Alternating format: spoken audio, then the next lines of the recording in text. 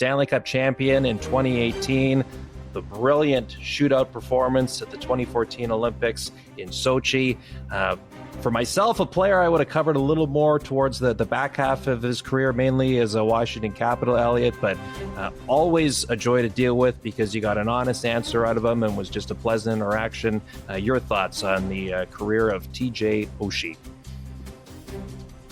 Well, it's just a great player to deal with. I interviewed him actually right after that shootout in Sochi, and he was a great interview. I asked him to explain the move, and he broke it down for me. Really easy guy to deal with, friendly from a media point of view, and obviously turned into a heck of a player and a key piece of a Stanley Cup champion. You remember, like, Oshie had a couple of like he reminds me a lot of people, like early in his career, like as a young guy. There were some discipline issues he had to deal with here and there to figure out, and sometimes the NHL and success, it comes so fast for you that you have to kind of figure, like, nobody's path is ever 100% linear, right? Like, there's always things that threaten to derail you, and to Oshie's credit, he figured it out. And he gave his body to the sport. He dragged himself over 1,000 games when clearly he was, battling to get there at times. He's somebody who clearly loved the game. I always remember his interview with Scott Oak when they won the Stanley Cup, and Oak asked him about his dad, and he's like, "Oh, and you're gonna make me cry here," But like, the guy was a true success story. A highly touted prospect who made it, played 1,000 games, won a Stanley Cup, did well financially. Like, that's a career that a lot of people would kill to have. And he was always friendly to deal with. His company, which is Warroad, does a lot of the protective gear now, the cut-resistant stuff, so he will continue to be in and around the game. Just, again, like, what about that guy's career, now that it's over, is anybody going to quibble with? He won everywhere. On the ice, off the ice, great career. I got nothing else to say. Respect, TJ Oshie. Big time respect, Elliot. Big time respect. Anyone that can be part of the Fountain celebrations, as Oshie was front and center in 2018, all part of a career that who wouldn't want to get a piece of that? So congratulations to him on a heck of a run. I got to tell you, Kyle, I will never win any other awards in my career, but if I did, I will do a Fountain celebration. Oh, okay. Mark that, Tom. We're 356 days to the next Canadian Screen Award night, so countdown is on. Yeah, I don't think you have anything to worry about.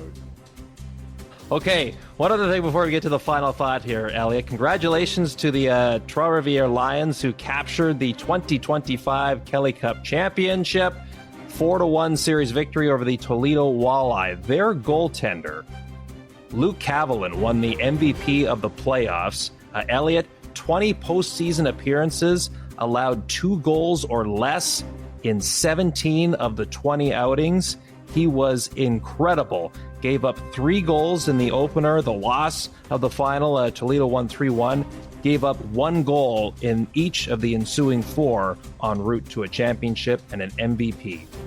Yeah, and he's a free agent after this season. He's on a 2-way AHL, ECHL deal. And Kavalin's performance, I heard teams have been calling.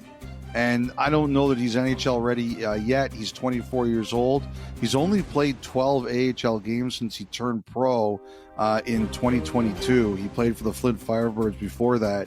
He's played mostly in the ECHL with Newfoundland and Laval. He's played 9 games for the Marlies 2 years ago, and he played 3 games for Laval this past season.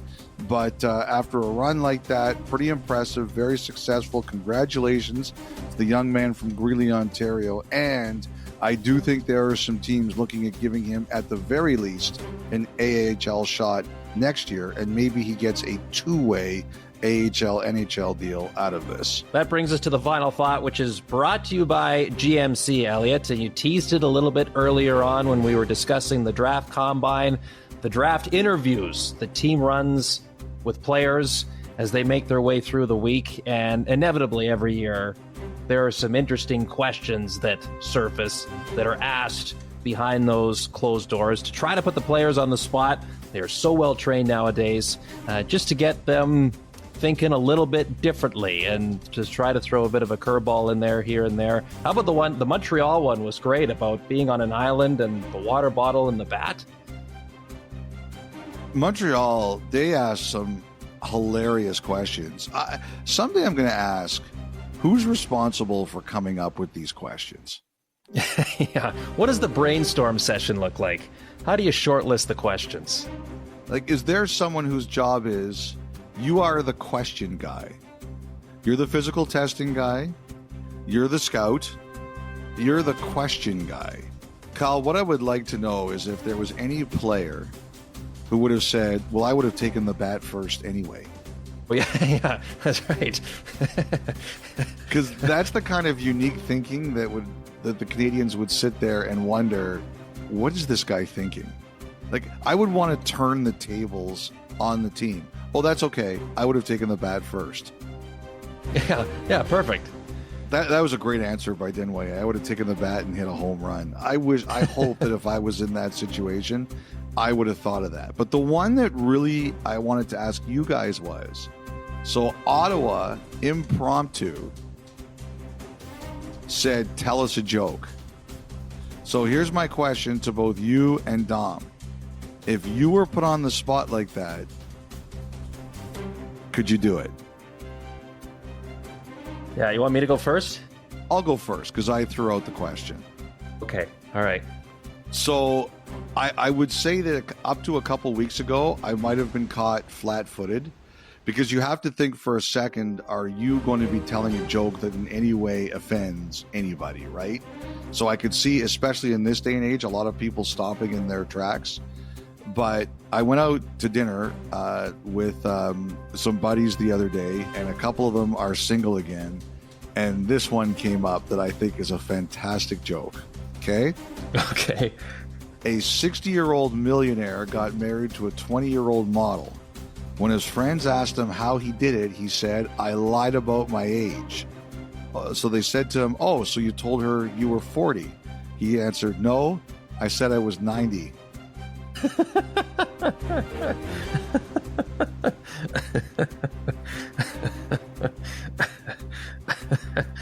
Oh, God, that's good.